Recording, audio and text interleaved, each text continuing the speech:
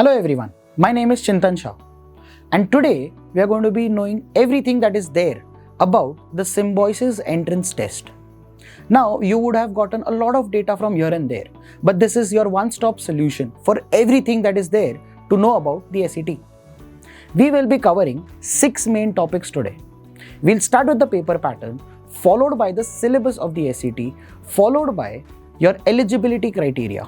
Then we'll move on to the cutoffs and the merit list or the weightages that Symbiosis gives for different courses in different colleges, followed by the selection procedure and the different dates that you are supposed to know about, and we'll end with the different courses that are on offer through the SET. So let's start with the paper pattern. Now, conventionally, all the other exams are such where you have a lot of time to work with. But an SET exam is more of a T20 match because here you have to be very quick. At the same time, another advantage for you is that there are 2 attempts. And your best of the 2 attempts, your score which is best, is taken out of the 2. Along with that, there are 4 sections. You have your general English, you have quantitative, you have general awareness, and finally you have logical and analytical reasoning. As I said, it's a T20 format. You have 60 minutes, you have 60 questions. So you can go all out from the first question itself because the marking scheme says that you get 1 mark for every correct question, but there is no negative, which means solving any number of questions less than 60 is actually criminal.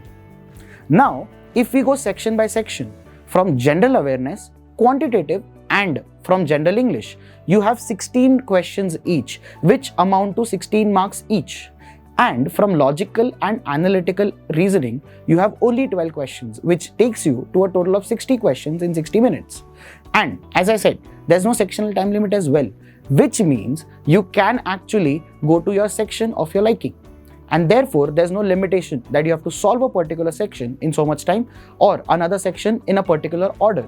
You can go to any section, you can give any time that you want, and at the same time, there's no sectional cutoff as well, which means there's no binding on how much do you score in a particular section. After this, let's move on to the syllabus. Now, as we discussed, that there are 4 sections: general English, quantitative, general awareness, and logical and analytical reasoning. Let's look at the main topics, the topics that have been the center of focus for the previous few years. Within general English, the focus has always been on vocabulary.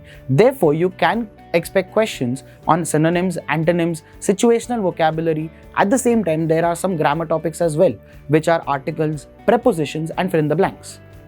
For quantitative, the focus has always been arithmetic, and therefore topics like percentages, profit loss, time, speed, distance, time and work are always going to have the center stage.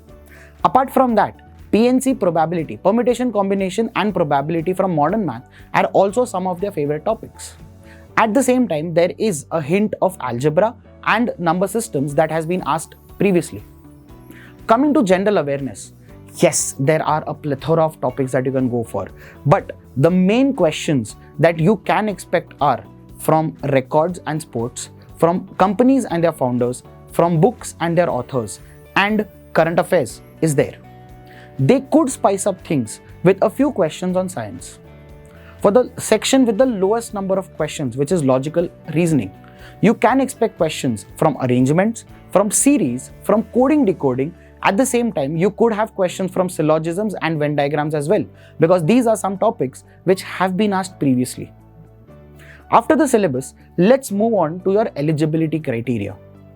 For people who are from the general category or the NCOBC or the EWS category, a minimum of 50% is required in your 10th or your 12th, which is your HSC or your SSC or any equivalent course from any other boards. Whereas for scheduled caste and scheduled tribe, this cutoff is slightly lower and you only require 45% marks. Additionally, for BCA people or for people who are appearing or applying for a BCA course, which is a Bachelor's in Computer Applications, instead of a conventional 10th or a 12th, even if you have a diploma in engineering or technology, you are still eligible to take admission into any course through the Symbiosis University. After the eligibility criteria, let's look at the cutoffs that are important or the numbers. Now, when we talk about any exam, It's always better if you know what you're aiming for. Now, with respect to SET, what happens is there are two different parts. The first part is your actual written exam or the online exam that you appear for. The second stage in this entire process is your PI and WAT, which is your personal interview and your written assessment test. Now, what Symbiosis does is they break down your score and they scale it down to a certain number, and this becomes your weightage. Basis this weightage, your composite score is found out, and that is what is going to be used in making your merit list. Let's understand the numbers behind this. Predominantly for BBA or for any of their main courses, the scaled score for your online test is only 50. So whatever you score out of 60, it doesn't matter. It's going to get scaled down to 50. Now, for your personal interviews, which is the next most important thing in the entire process, your scores are usually scaled down to 30 or 35. And in your written assessment test, your score is brought down to either a 15 or a 20 depending on the criteria of the different colleges, which you can see as so. Most of the colleges follow a 50-30-20, but yes, there are some colleges which also follow a 50-35-15. At the end, everyone is going to be scaled to a score of 100. Now, here is where you have to understand the numbers game. If you've had a very good online test, it means you know you're going to score very well out of 50. Apart from that, let's say you've got a slightly lower score. It doesn't mean the war is lost. You can still score very well in your interviews and in your WAT. But that is something that you know beforehand, because your scores are going to be announced well in advance. Which brings us to the next important topic, which is what is the exact timeline and what is the process that SET follows. Your forms are opened well in advance, but the deadline to fill these registration forms is somewhere around mid-April. So for the students appearing in 2024, your deadline is going to be mid-April 2024. The registration fees for the last year was Rs 1950. It could be the same or it could marginally increase this year. We will be waiting for official communication. After you fill your forms, as we discussed, there are two attempts. The first attempt happens in the first week of May and the second attempt happens in the second week of May. You can give either one or both the attempts and your best score out of the two is taken. Now, once the exams are done, there's not a lot of time in hand because the results are announced within 15 days. So by May end, you can expect your results. Now, this is done quickly so that they can get their interview process and their WAT process done within June itself, and the results of which are released somewhere around end of June. So realistically, it's just a 2-month thing, and within 2 months, the entire game is done. After this, let's look at the courses that are on offer, because we saw that there are different colleges that have different cutoffs.